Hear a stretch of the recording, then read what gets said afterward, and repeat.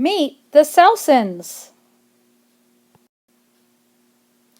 A rendition of the famous Jetsons, a mini-size, the Cellsons will rock your house, or at least your body. George, Jane, Judy, Elson, Cellstro, and world-famous Rosie the Cellbot live in Sam, a normally healthy young baseball player. But when an infectious virus who pretends to be George's boss infects Sam, his body becomes a battlefield for more dangerous and miniature than anything you've ever seen. You never knew how dangerous the influenza could be until you've read this book. The Cellsons by Connie Chen, Grace Gawron, Justin Smith, and Todd Troutman. 6th grade students. Ha-choo! Once upon the neck of an 11-year-old kid named Sam, there lived the Cellsons, who lived in Throatburg, the most advanced burg of bodily technology. They were a happy family. There was George Cellson and Jane Cellson, along with their kids, Elroy and Judy. There was also Cellstro, the pointer dog from the index finger, and Rosie the Cellbot, the computer-based maid. It was December 11th, 2003, and George was working in his office building, Adam's Apple. The old boss, Mr. Osmosis Jones, former police officer, had just retired.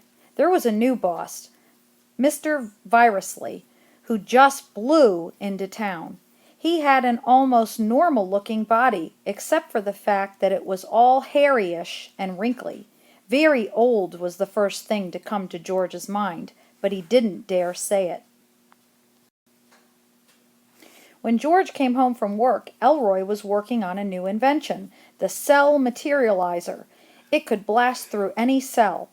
I want to make it for the Throatburg police. It could be a breakthrough in crime capturing all over the body. Dinner time. They were having booger loaf with hare spaghetti and spitballs. Ooh, really yummy. "Cellson, you're late," was the first thing George heard when he walked into his office.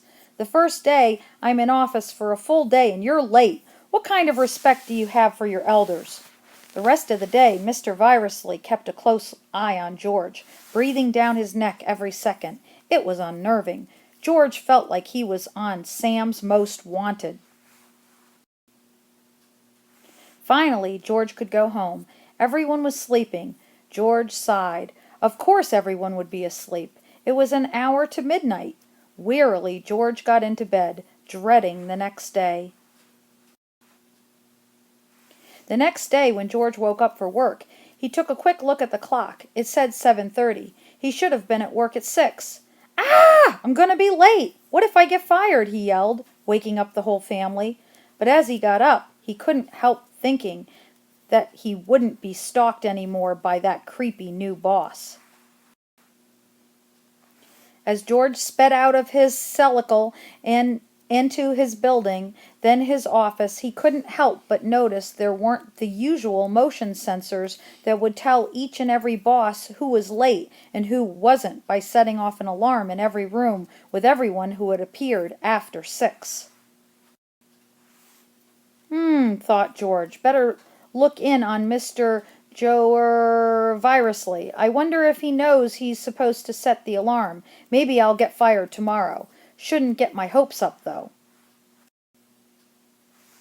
When George used the super access anyone in the building auto speaker with the ability to show you the cell that you're talking to's face, otherwise known as an intercom, where you can see who you're talking to, he just saw the bare office of Mr. Virusley. But wait, on the ground, what was that? It was Mr. Virusley's ugly, hairy body, without the head, just lying there, with nothing inside. Ah! Bloody murder! Bloody murder! Before George had any time to think, the television that was playing softly in the background had blared into his ear. "Red alert! Red alert! Sam has been infected. The virus is unidentifiable, but it's spreading rapidly throughout the throat. Our team of researchers can deduct from the number of viruses that the first one's been here for about a day.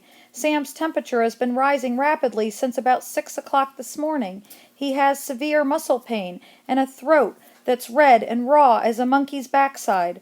All white blood cells in the Throatberg area report to the throat immediately. The search team is already searching for the virus fighter thing that destroys this foreign invader. Red alert! Red alert! Immediately, George knew where Mr. Virusley was in the throat, making millions of copies of himself, infecting all the billions and trillions of cells there that line the walls of the neck. And the members of his family were 5 of them that were out there, well, including Cellstro and Rosie and the Cellbot. I have to save them! Unfortunately, the Cellicle was on the fritz. George had to buy a whole tank of cell oil at the car shop, 1 nail away to fill up his Cellicle and be on his way. Uh-oh, the route that George took to go home had a traffic jam due to throat cells wanting to get out of the city in their own Cellicles. He wished his family had gotten out in their Cellicle, but George realized that he had their only one. Probably an hour later, which was when the symptoms were more painful and annoying than ever, George reached his home. On the outside, Sam was in bed, pain all over him with a thermometer in his mouth and an ice compress on his head. There was a tray on his bedside table with a bowl of chicken noodle soup and 2 crackers. "Mom," he groaned, "I'm going to miss the big game. It's the most important game of the season. It's us against our arch rivals, the Middletown Marvels. I can't miss it." Back in the neck, George had reached his home, but no one was there, just a hole in the wall.